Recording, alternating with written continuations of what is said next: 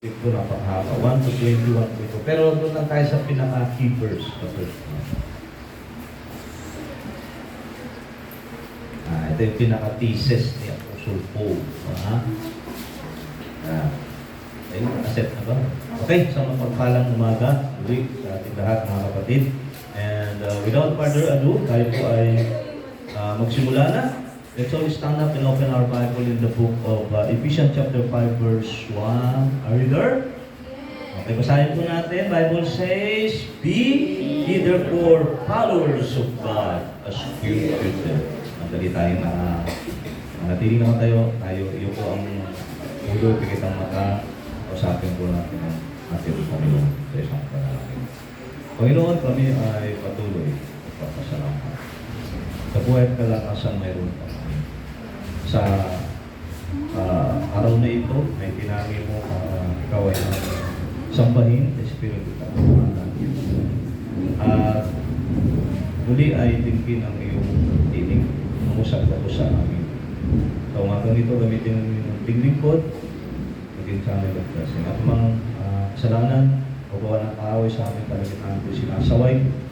At ikaw po ang siyang banal na Espiritu, ang siyang mabay sa amin sa mga katotohanan. At pagpalayan mo kami, Panginoon, sa akin. Hiling namin po lahat sa tamang pangalan ng Sweet Christ. Thank you and be seated. Okay, so nilang tema, walk like Jesus. Pero kasi, kung aking pag-aaralan ito, ang ilalagay kong paksa ay may kinalaman sa pagiging alagad ng Diyos. Ano po? Bakit? Kasi doon sa ating binasa kanina, Ephesians chapter 5 verse 1, the word translated followers, yun kasi yung keyword. Follower, okay, comes from the Greek mimetis. This is where we get our word mimic. At pansinin natin, a disciple is a follower. Okay? So, magandang tema dito. Paano ba maging disipulo ng Diyos? Okay?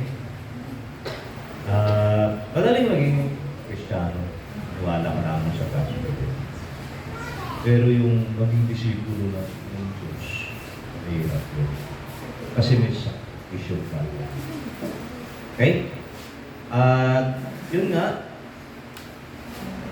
have you heard the saying, like father, like son?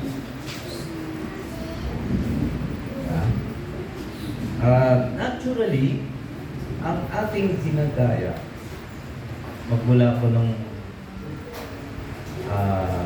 ating pagkakaya, ating mga magulang. Consciously or unconsciously, we are imitating them. How they talk, how they act, how they think. Amen? So, sinasabi naman na nakasulatan kanina sa ating binasa, be therefore followers of God as dear children. Ang ating discipleship ay naka-anchor siya doon base sa ating relasyon sa Diyos. Kaya nga lohi ka dito, bakit mo gagayahin? Bakit mo siya gagayahin? Kasi tatay mo siya eh. Bibigay ng masamang halimbawa ang isang ama para sa kanyang anak. Amen? Ang Diyos is our heavenly Father. Kung meron ka mang gagayahin sa buhay mo ito bilang isang mananampalataya, ang ama mo may pananampalataya sa Diyos. Kasi likas tayo mapandaya. Lamang, ang ginagaya kasi natin, yung mga tao na sa palagay natin ay yung para sa atin ay kahanga.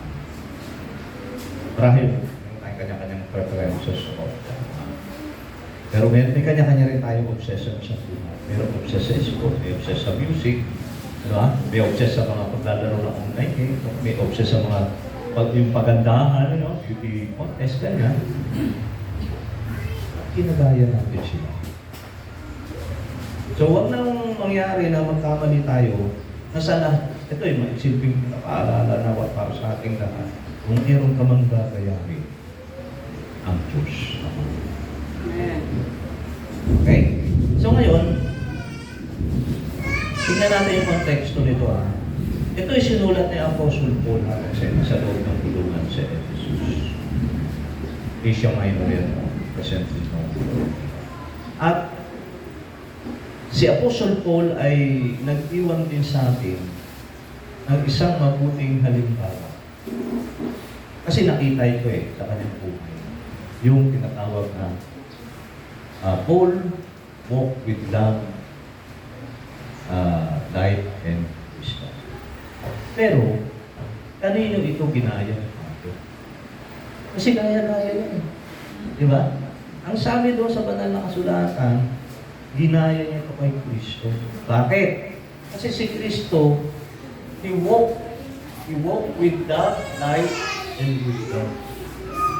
Amen? Ngayon, kung titingnan natin ganito mga kapatid, ano ba maging disipulo ng Diyos? Instruction naman na lang sulat, sabi niya, follow Christ's example.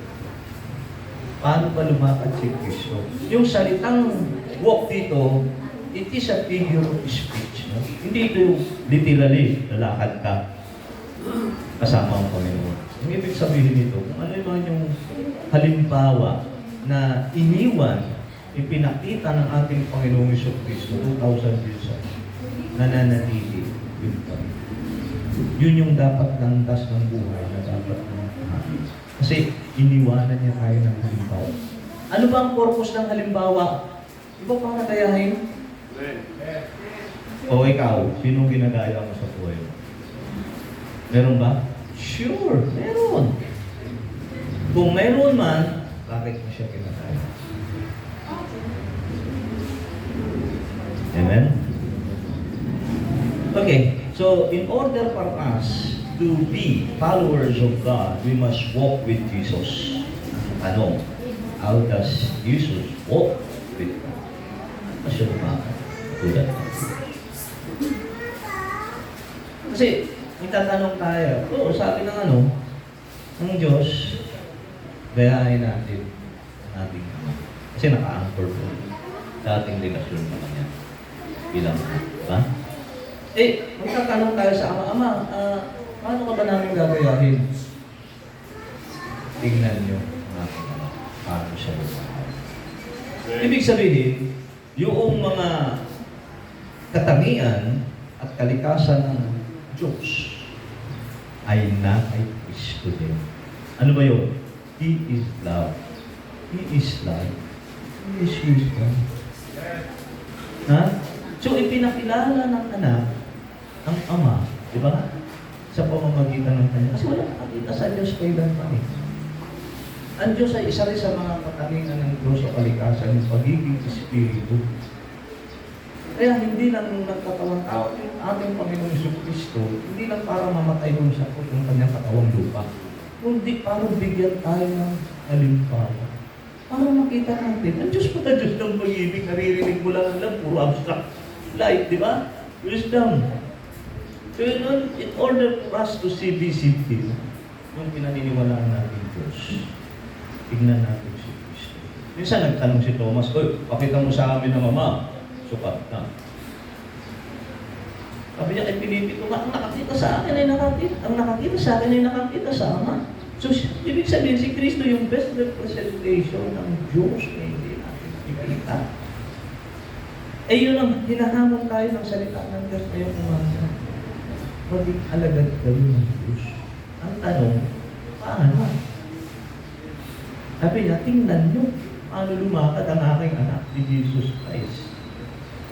O baybayin natin, production talaga, kapatid, diba? Una, ito. Una, he walked in love. Jesus walked in love. Doon sa verse 2. Ito, ang utos, walk in love, pattern, as Christ also hath loved us, and hath given Himself for us an offering, and a sacrifice to God, for a sweet-smelling savor. Tama na yun? Narinig yun? Have you heard that? Lumakad daw tayo sa pag-ibig. Paano? Sabi niya, katulad ng ginawang pag-ibig sa atin ng Diyos, paano ka ba inibig ni Kristo? Ano ka inibig? Di ba? Isinakripisyo na yung kanyang buhay para sa iyo at sa akin. Therefore, yung love is sacrificing. Kasi historically and contextually, babalik ka doon sa episode kung saan ito isinulat ng Apostol Paul. Ano ba mayroon doon? Kasi ang mga tao doon, alam mo, sentro yan ng witchcraft, sentro yan ng idolatry, kasi may temple shrine doon si Diana, siya ang goddess of fertility. At sandamakmak din doon, maraming immoralidad, maraming materialistic. In fact, historically, doon nagmula yung commercializing idol. Di ba may nakikita ka, naglalakot, dala-dala si Santo Niño, si kanya mga rikulto, di ba? Doon pa yan yung mga blacksmith doon. Kaya anong nangaral doon si Apostle Paul, hindi yan ang tunay na Diyos, kahawakan na nakikita. Si Kristo ay isang espiritu. Pag-ibig, ang kanyang katangian pag-ibig, kayo, anong ginagawa nila? Selfishness. Nagpapayaman sila doon sa pamamagitan na yung mga blacksmith, magawa ng mga, alam nyo na, commercial lang, yung mga idol, at yung kanilang business, commercial lang, sizing idol, at sa kanilang pagsamba, ay, siyempre, kaya is goddess of fertility or prosperity. Kaya meron din silang tinatawag na orgies, yung pagsamba nila sa Diyos, yung sabay-sabay na yung sexual fruit, gano'n ang kanilang pagsamba. So, ang lohika kasi ganito eh. Kailan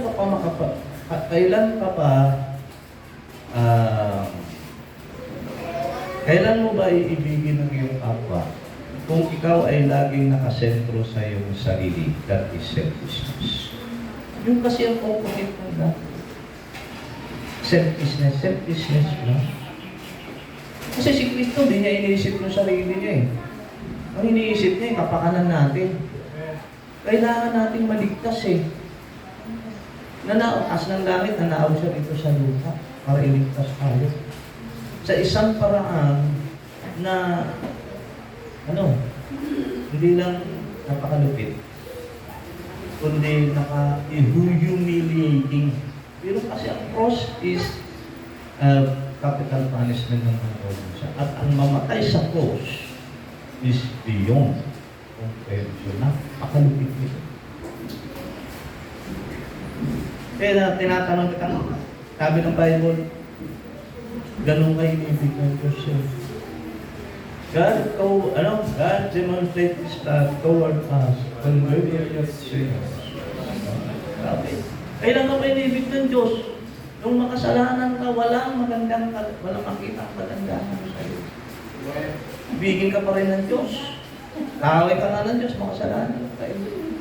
Ba't ka naiibigin? Yung reason ng ating pag-iisip, hindi tayo dapat ibigin ng Diyos.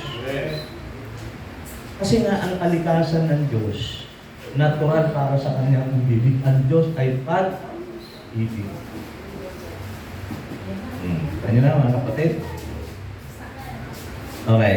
So, may sinabi rin dito na yun, tutuloy na, had given Himself for us an offering and sacrifice to God. Ibig sabihin, yung ating pag-ibig sa Diyos, ang kapahayagan ng pag-ibig natin sa Diyos, yung pag-ibig natin sa Ama. Hindi pwedeng iwalay yan. Horizontal and vertical. Okay? Ngayon, ito rin ay nasa konteksto ng pag-sacrifice sa Diyos. Kasi may ginamit doon, sabi niya, and sacrifice to God for a sweet-smelling Savior. Pero ibig sabihin, kapag ikaw pala ay umiibig sa iyong kapatid, okay, at the same time, you are worshiping God. Kasi sa Roman, kung babalik tayo, sinasabi na yung mismo yung ating katawan na buhay. Ayun na yung pagsasama ng Diyos.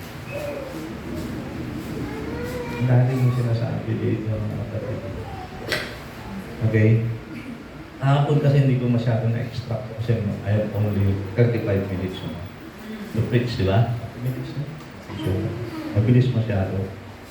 So, walking in love. Alam niyo ba, love is the most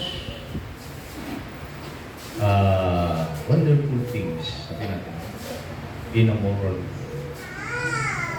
Ang love ay kalikasan at katangian. Ang love ay hallmark of being a Christian. Napakahalagang elemento ng buhay Kristiyano. Diba? Subukan mo tanggalin ang pag-ibig. Anong mangyayari sa atin? Puro away. Alam mo, bakit may gera? Walang pag-ibig eh. Bakit may mga krimen? Katulad ng may kidnapping, may kung ano-ano. Kasi wala. Kaya may kantang, "Ibig lang, susimulak na." Ito yung kantang gano'n? Tama yun eh. Kaya may kasamaan, kabulungan, wala kasi pag-ibig. Kaya pinaparealize sa atin ng Apostle Paul, teka muna, anak kayo ng Diyos. Realizing na ang nature at character ng God natin is love. Kaya nga, example natin kanina, like father, like son. Diba ganun yun? Siyempre, dapat nakakamu. Di ba yung ginagaya mo, nakakamukha mo? At ito ay nakaangkol mo sa ating relasyon sa Kanya. Sino ba yung ginagaya mo sa buhay? Sabi naman na nakasulatan yung Our Heavenly Father. Paano natin gagaya? Ito na. Tumingin ka kay Cristo. Tumingin ka kay Pablo. Kasi they walk in that. Ano may sinasabi ng pag-ibig dito? Ginamit ng Greek word is accurately agape. Ang ibig sabihin dito ng agape, hindi yung word definition na ang pag-ibig yung feeling, yung desire, okay? That desire to take.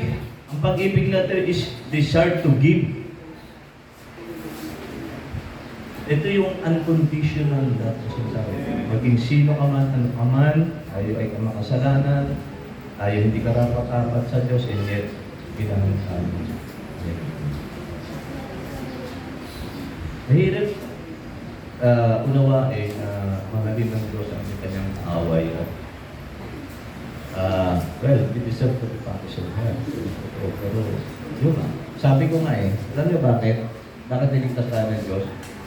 Kasi likas siyang umiibig. Umiibig siya. He chooses to say. Why? Because He is by naturally love siya. Kung walang pag-ibig ang Diyos, kung nature niya is hey, itatapon niyo na lang tayo pero yun yung kasi yung pinaka-pundasyon, motivasyon sa mga pag-ibig ka. Okay? Yeah. So, Scripture, love is a deliberate choice to serve others at personal cost. Isang maliit mo, munting aplikasyon ng pag-ibig. Yung kagabi narinig ko, nila marketing na nila di ba marumi yung kasi kapatapos ng buhay. Tapos, ikayata ang dinners. Pero, siyempre siya magre-review pa yan, speaker yan siya mamaya, hapon, diba? Siyempre, legal na sila mag-usapan, gabi na. Nadinig yata ni Brother Art. Ako na lang. Ano sabi nung dad? Bika. Bunting aplikasyon, no? Sakripisyo yun eh. Meron pwedeng may ito siya. Ibig sabihin, nakita mo yung mali. Pero malaking bagay sa Diyos yun. Sabi ko, hindi kahit. Yan. Application, no? Okay. So yun, no? Choice. It is a choice. Pwede kasing pwede kasing hindi ka tumulong. Ay, iba na lang gagamitin ng Diyos dyan kasi busy ako eh. Busy ako, marami akong gagawin, di ba?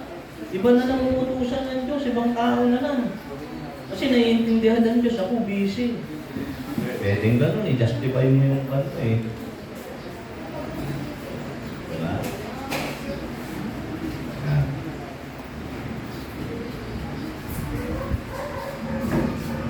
So tayo ay kumukuha ng ano, ang ating Panginoong Kristo para siya ngayong umpire. Di ba pag may mga white makeup tayo, meron tayong bonfire, ano, yung init, no? Nagre-represent yun yung pag-ibig ni Kristo, yung mag-energy sa atin. Sabi nga, hindi na tayo kailangan turuan ng pang-ibigin ng ating kapatid eh. Kasi ang sample natin si Jesus Christ eh. O, paano mo ibigin ng kapatid mo? Ikaw ko siya, hindi. Diba? Kaya ang kina-counter mo ito yung selfishness.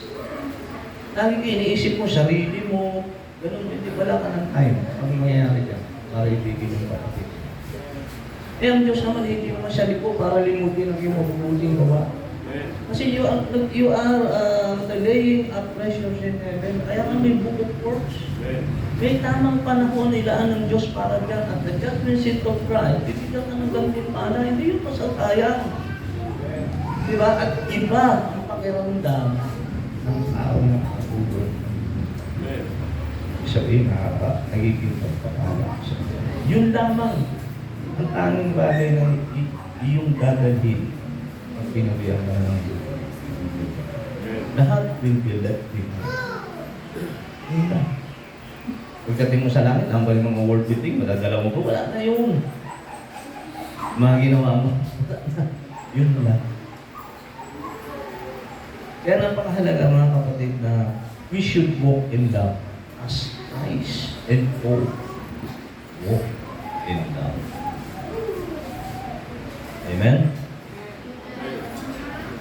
So, choose to love through maraming mga kapahayagan, pwedeng forgiveness, helping others, maintaining relational purity. Kahapon, binigyan natin yung process ng ating speaker. O kayo mga kabataan kayo, mapupusok kayo, okay, di ba? Mapanggaya kayo, mga TikTok, mga dance, mga ano, mga pagpapaganda, damit, lahat, ginagaya na lahat eh. Pati yung the way na, yung ay, kasi pag nagdarabis yung napupulot natin sa liputan eh. Di ba? Ngayon, pag hindi tayo naturuan, mga kabataan, hindi tayo naturuan ng salita ng Diyos, ang tendency natin manggaya na lang tayo. Mamumulot tayo ng posura sa liputan. Gaya-gaya ba? O gaya-gaya mangyayari sa atin.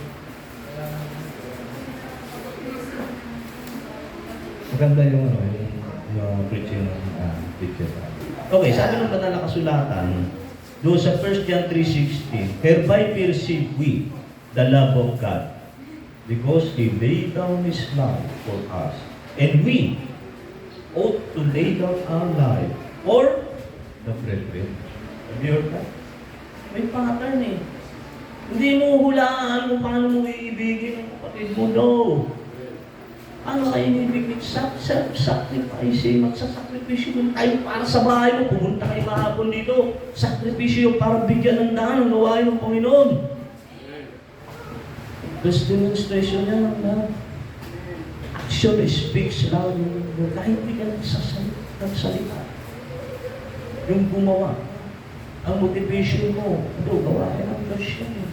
Sinakripisyo ko na lang, may gagawin ako sa bahay. Busy ako eh. Sinakripisyo mo yung time mo, yung effort mo, yung money mo, nagpunta ka rito, di ba? Ang gandang halimbawa. Kaya nga meron tayo mga, certificate of appreciation. Eh. Bakit? Kasi na-appreciate natin yung in your own little or big way, okay? You have demonstrated clearly the love of God. You are walking. Without you knowing, yun na nga yun ang best illustration ng yung pagiging disciple. Yung pagsunod mo sa Diyos sa pamamagitan ng pagsunod mo kay Kristo. Nakita mo rin kay Kristo. Gaya-gaya. Kaya nga napakahalagang tanong sa buhay na ito. Sino ba ginagaya mo? At bakit? Tayo, malinaw sa ating isip. Bakit natin ginagaya ang si Kristo o ang Diyos? Kasi ang tatay natin, ang kanyang nature at character is love. At nakaangkor ito doon sa ating relasyon. Ang ginagaya ng tatay, bakit? Aba, meron bang kaba? Bibigay ng I'm talking about your God the Father. Meron bang godly father na magsaset ng bad example sa kanyang anak? Hanggat maaari, iniingatan natin ating mga kabato, yung mga legacy na we will leave behind. Nasa isip pa rin natin ang ating anak hanggang dulo. Hindi lang ngayon. Pag malaki na sila. Kasi sinabi ng salita ng Diyos, Proverbs 22 verse 8, train up a child the way he should go, and when he is old, he will not depart. Meron aking Christian value na nagtitiwan sa kanila. Amen? At panghuli, ano bang, di ba pag nagawa mo ng mabuti, kasi nasabi dito, brethren, kasi ang priority ng pagtulong natin, kapatid pa sa pananampalataya. There are times na merong pangangailangan. Sabay kong mensahe, sabi ng Panginoon ay kapatid pa sa pananampalataya. Okay? Yun nga, hindi ko makalimutan talaga sa akin na tumakas tayo. Yun lang, hindi Kristiyano. Hindi ko alam ang mga Kristiyano din yung tumulong sa amin nung wala kami ng kasulina habang nagsusulwin dito sa may, yung wela. So, lumampas na sila, bumalik pa sila. Tapos, sakay ka na. Hindi tayo ng kasulina. Madaling sabi, ikot na nakabili na. Nilagay na daw sa kanto. Labang praso ko sa iyo. Sabi ko, brad, suklihan ko sa akin, hindi ako ginawa sa akin. Then, gawin ko na lang sa iyo. Simple lang eh. Pero, nagmarka sa akin yun. Ibig sabihin yung tao na yun, ginawa ko. Kita ang other time. Hindi ko na ito. Hindi ko na ito. Marahil, yun din ang sinabi. Ngayon, ako na nagawa ng mabuti, makakalimutan ko ba yun? Hindi. Hanggang ngayon ay inuulit-ulit ko kahit parang sila ko lang ako dito. Kasi nararamdaman mo yun. Yung salita lang, God bless you, pagpalain kayo ng Diyos. Makikita mo yung need, wala kang mga ginagawa. Meron pa may tutulong? Wala. It's just a mere word. Yung sinabi dito na Jesus, no? Walk in the demonstrated talaga. Sa buhay din ng Apostol Pablo. At pinakarealize sa atin dito ng Apostol Pablo, Ephesian Church, huwag niyong gayain mga kultura dyan sa Ephesus. Huwag niyong gayahin yan. Mga selfish yung mga tao. Corrupt, materialistic. Nakasentro na sila lahat sa sarili nila. Parang sinasabi ni Pablo, sige nga, paano ka pa naiibig sa iyong kapatid? Kung ikaw, nakasentro ka lang lagi sa sarili mo, kailangan. Wala ka lang tayo. Kasi kinonsume mo na lahat eh. Nakukuha nyo? At the end of the day, natapos ang buhay mo sa mundo ito, ano yung isang bagay maalala sa'yo? Wala. Walang maalala. At wala ka rin madadala sa kabilang buhay. Nakakalungkot mangyari ang sa isang Kristiyano. Siguro sa mga unbeliever, natural yun para sa kanila eh. Pero sa isang anak ng Diyos, pangalawa, i-walk in light. Doon sa ating key verse, for you were sometimes darkness, but now are you light in the Lord. Walk, children in light. Kasi pa, nasa loob ng gulungan. Papalakas. In light, dati darkness kayo eh. Pinaparealize sa kanila. Ano ba kayo? Nandiyan pa rin kayo. Ano isa sa mga katangian ng ng Diyos? Character and nature. God is light. Amen? Sabi doon sa 1 John 1:7, but if we walk in the light as He is in the light. Meron sinasabi 1 John 1:5, ano sabi mo? God is light. The most beautiful thing in the physical world. Subukan mo ang dilim ng mundo ito na walang liwanag. Kasi ang darkness, it symbolizes sin. Sa context ko rin, tinutukoy dito yung pamumuhay ng mga taga-Ephesus. Oh, puno-puno ng idolatry, immorality, materialism, corruption, lying, lahat. Doon eh. Yung sinasabi niya, siyempre mga Gentile Christian doon, mananampalataya na kay Kristo, kayo ay Christian na believers. Huwag niyo kayain mga kultura doon. Dati nandun kayo, darkness eh. Ano masarap? Pinaparealas ka. Ang ama ninyo, di ba? Like Father, like Son, liwanag. Dapat, liwanag din kayo sa liwanag. Ano? O ito, senaryo, imagine mo. Anak ka ng liwanag. Pero ikaw lumalakad sa kadiliman. Ano ito? May mali? Laking pagkakamali. Hindi, ibig ko sabihin, iba naman yung nagpapatotoo ka, iba naman yun. Iba yung ginagawa mo. At tulad ng Christian ka, Gentile Christian at mga to. Dahil sa yung pressure ng kultura na kapag-atensyon ng mag-compromise. Compromising is doing what the world is doing. Amen? Yeah. So, yun, light represents truth, purity, and exposure. It produces goodness, righteousness, and truth while opposing eating things. So, pansinin nyo historically, babalik ka doon sa establishment ng local church dito sa Ephesus. Asia Minor dati ang presently ng ang dami mga aklat na kanila, isinurrender, sinulog. Witchcraft. Alam mo, ang occultism, ano yan eh, mga secret yan eh. Secret na sabi ng galing, gano'n ha, diba? Pero nakilala nila ang Panginoon at nahamon sila sa pangangaral ni Pablo, sinuko nila sa Panginoon, sinuko. Pagkagastos. Ginastosan nila yun. Yun ang kanilang marami, yun ang naging, hindi lang yung commercializing idol, pati yung witchcraft, marami, naging yun din yung means ng kanilang bayan dito. Pero liwanag na kayo ngayon, sabi ni Pablo. I-expose nyo sila. Sila yung banggitin, ginagawa nila pagsampa sa Diyos-Diyosan. Oo. Expose yung unfruitful work of darkness.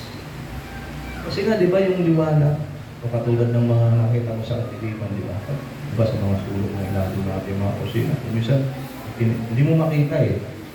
Pero naririnig mo siya, maraming ipis din. Pero kumuha ka ng ilaw. Kung tinanong mo ng ilaw, kusang nag-scatter sila eh. Ganun din ang liwanag, katotohanan ng salita. Kapag ipinangat na, i-expose into light. Yung mga hidden sin. Okay? So, katulad ng darkness, not secret, katulad ng addiction. Marami, meron mga addict dito na hindi natin nakikita. Pwede kasi yan eh, online addiction, yung mga games. Oo, paghala mo na yan, umaga, tanghali, cellphone, laro ng laro, magpapahinga na lang yung kain, ihi, tulog. Bukas ganun na naman. Hindi ba ano yan, pagsamba sa Diyos-Diyosan yan? Yung kumukonsumo ng napakaraming oras at enerhiya mo, low, mga kabataan. Maging mapagbantay tayo sa ating sarili. Hindi masama ang maglaro, pero lagyan mo yan ako. Lagyan mo na yung boundary yan. Lagyan mo ng disiplina. Amen? Eh kung minsan wala na tayong disiplina, kahit saan ang lugar na lang tayo. Katulad yan, oras ng katotohanan. Isang something, kahit ganun si mali yung aral ni Pastor. Appreciate ko siya yung oras ng practice. Di ba kinukulit yung mga cellphone? Part ng disiplina. Di ba? Dito nga hindi ginagawa eh. Sana, sa salita na lang. Sinabi sa inyo, pag oras na lang katotohanan, disiplinado na tayo. Dinig na tayo. Kasi sandali lang naman itong pangangarap sa katotohanan. Kasi hindi naman tayo ako ng dalawang oras dito. So maraming ganyan na-addict sa social media, online games, nauubos ang oras natin yan. Hidden compromise. Marami yun sa trabaho, sa school, may mga kabataan na nakikiayon dahil wala namang nakakakita sa kanila. Sana, laging maalala natin yung sinabi ni Pablo. Dati ganyan kayo. Pero kayo ay nasa liwanag. At ang ginagaya ninyo ang inyong ama, isa sa mga nature and character nito, light.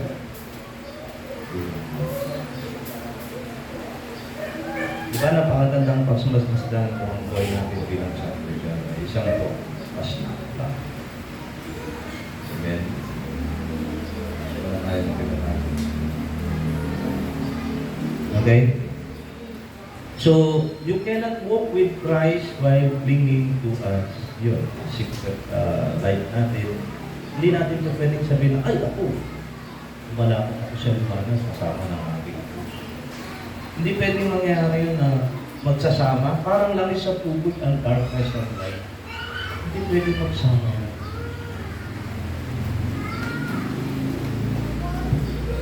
Kumbaga sa, ganito sa kaso, di ba? Yung isang bagay na isinuwa ko na pinapalikan ito.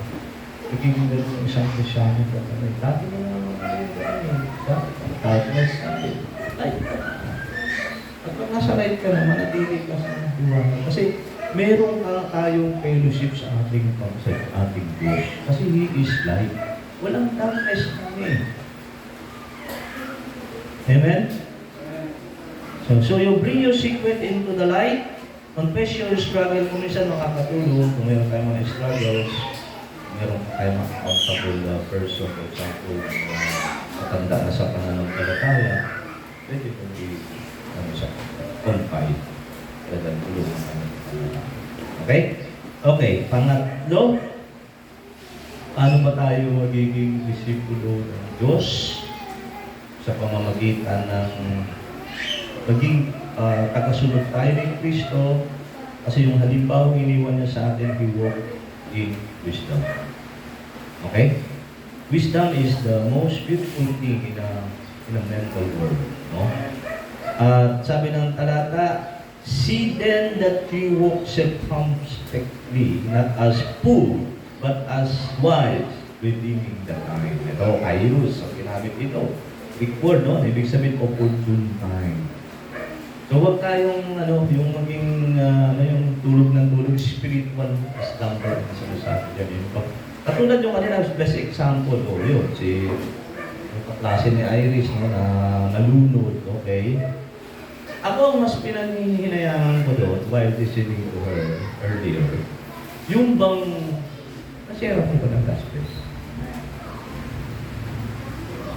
Nasa edge of accountability na yung dalawang estudyante. Okay? Alam natin ang doctrine nun. Diba? RC. Okay? So kung namatay sila sa maling paniniwala, alam na. Nalunod ka na ng tubig, susunugin ka pa ng apoy. Sobrang lupit naman ang mangyayari. Untimely nga yung death nila, pero kasi lahat naman tayo mamamatay. Pero ang tanong doon, nasiya ang gospel. Yung sinasabi doon, redeeming the time. Yun yun eh. Make the most of your time. Ito, opportunity. Kasi ang binibigyan ng emphasis dito. Kung binigyan ka ng Lord ng pagkakataon, makausap mo, makahalubilo mo yan, huwag mo sanang isipin na, ay, bata pa naman yan, marami pa akong time na baka magkikita pa kami sa mother time na lang kapag gumpi niya. Sabi naman na lang, preach the word! Season nila to. Season. Diba? Pangalan, kahit hindi convenient, kahit umulan, mainit, pinagpapawisa ka, magulo, busy, try to share, no, the gospel, regardless of the circumstances. Bakit? Kasi na hindi unpredictable ang buhay. Sino makakaisip na 17 years old yung dalawang estudyante? Untimely death. Ano realize na? Tama ang salita ng Diyos, redeeming the time. Huwag yung tutulog-tulog para. Sabi niya, say then that you walk circumspectly. Adverb dito, no? Identifying na verb. Sabi niya, pag lumalakad ka, di ba gano'n? Siyempre sa mundo ito, napakadil. Pag lumalakad ka, maging maingat ka. Maging wise ka, wisdom eh. Unawain mo ang kalooban ng Diyos. Ano ba ang kalooban ng Diyos? Di ba lahat ng tao nagmahali maligtas? Okay? So, pinagkakatiwala ng Diyos sa atin yung pangangaral ng mabuting balita. Huwag ka tutulog-tulog. Andiyan na yung opportunity binibigay na ng Diyos. Alam ko na, nakikita lang tayo ng Diyos, parang movie. Mapukutawan ka ng Diyos. Ayan na, binibigay ko na opportunity. Ano bang ginagawa mo, ha? Mamasyal ka sa mundo. Puro mga walang kwentang bagay. Tinututunan ng pansin. O katulad yun, yung nabanggit ni Tate Alcarina, iniwan niya ni Shasi, mayroong isang gathering doon, pinag-pray siya, hindi niya na-issuing mas. Yung daw, may pinagiging na yan. Hindi lang hanggang ngayon yan, hanggang for all eternity yan, di ba? Kasi yung mga tao na yun, pag napunta na yung eternity yun, sabihin sa'yo, hindi mo man lang gusto sa akin, naligtas yun. Kasi kung natin, hindi mo nakawin sa akin, saan nakaligtas? Walang hanggang panghihinayang. Kasi minsan nagtiti-focus tayo. Pag nasa trabaho tayo, puro lang focus tayo. Hindi lang masama yun. Naka-focus tayo sa trabaho. Pero huwag mo kakaligtaan. We are just passing through this world. Meron tayo assignment na pinagagawa ng Panginoon. Understanding the will of God. Redeeming the time. Opportunity na ito, binibigay na. Dalawa kayo, binigyan kayo na napag-solo kayong dalawa doon. It takes a minute to share the gospel. Ewan ko ba? Bakit bigat para sa atin? Ang hirap-hirap. Alam mo kapatid, narinig mo na rin ko yung balita. Ay, siya, hirap na sabihin, no? So yun, no? Redeem your time. Hindi dapat nilalang sa mga bagay na walang kabuluhan. So, yeah. So yun yung tinutukoy ng wisdom din. At sabi dito, biblical wisdom is knowing God's will and being filled with the Holy Spirit. Wow! Napaka-alaga pala, kapuspusan ng banal na Espiritu. Kasi, kaya sinabi ni Paulo, kasi tayo, kahit mananampalataya na tayo kay Kristo, madalas puspus tayo ng pagkagalit, puspus tayo ng inggit, envy, jealousy, puspus tayo ng greed. Ganyan eh. Kung sabihin natin mga mabuting bagay, kung saan din natidistract tayo sa mabuting bagay. Di ba? Pero kung sabi ng Panginoon, be filled with the Holy Spirit. Naroon ang karunungan. Pag puspos ka pala ng banal na Espiritu, siyempre, madali mo ma-discern.